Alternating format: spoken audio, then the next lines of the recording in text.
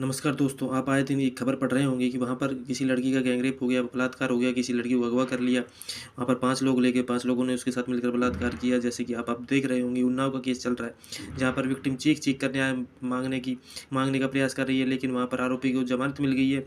और वहाँ पर अंकिता भंडारी का भी केस चल रहा है, उसमें बीजेपी के विधायक का नाम आ रहा है।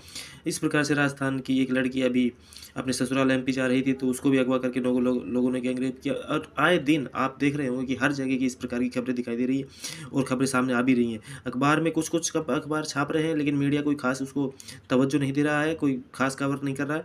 लेकिन दुर्भाग्य यह है कि हमारी सरकार भी मौन है, सुप्रीम कोर्ट भी मौन है और हमारे देश के जो आंदोलनकारी लोग हैं, वो भी मौन है। किसानों के लिए मुद्दे उठाने के लिए आंदोलन हो जाते हैं, संसद तक की बात चली जाती है।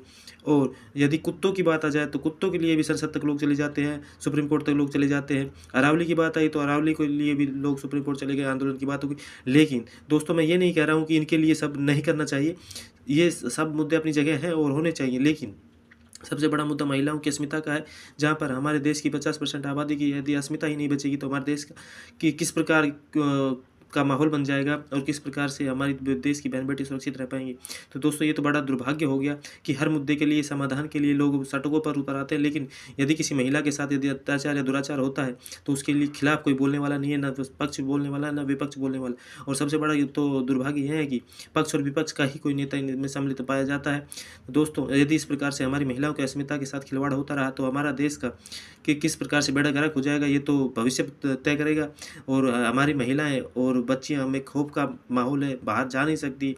आज भी माँ बाप अब बाहर भेजने से अपनी बच्ची को डर रहे हैं, क्योंकि 8 साल, 10 साल, 5 साल किसी भी लड़की की, किसी भी एज की लड़कियों को नहीं बख्शा जा रहा है और इस प्रकार के कृत्य किए जा रहे हैं। तो दोस्तों, मेरा तो मानना यह है कि दोस्तों, आप सोशल मीडिया पर कैंपेन चलाकर इस प्रकार की चीज़ों को प्रोत्साहित करें और ये कहें कि हमारी नारियों की अस्मिता को बचाएं, हमारे देश की बहन बेटियों की अस्मिता को बचाएं, इज्जत को बचाएं।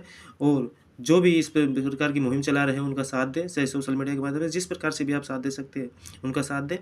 क्योंकि यदि हमारी बहन बेटियाँ ये ना सोचें कि वो बहन बेटियाँ किसी और की थी, तो हम वहाँ पर सम्मिलित नहीं होंगे।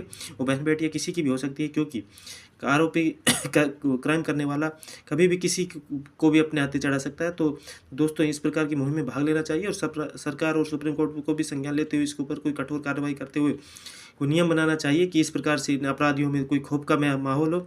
जब ये छूट जाते हैं, अब कुलदीप सेंगर वाला आप केस देख लीजिए। तो दोस्तों, इस प्रकार के यदि चलता रहा, तो अपराधियों को डर नहीं रहेगा और इस प्रकार के कृत्य बढ़ते रहेंगे। तो सरकार को सोचना होगा, आगामी चुनाव में ये एक अहम मुद्दा होना चाहिए।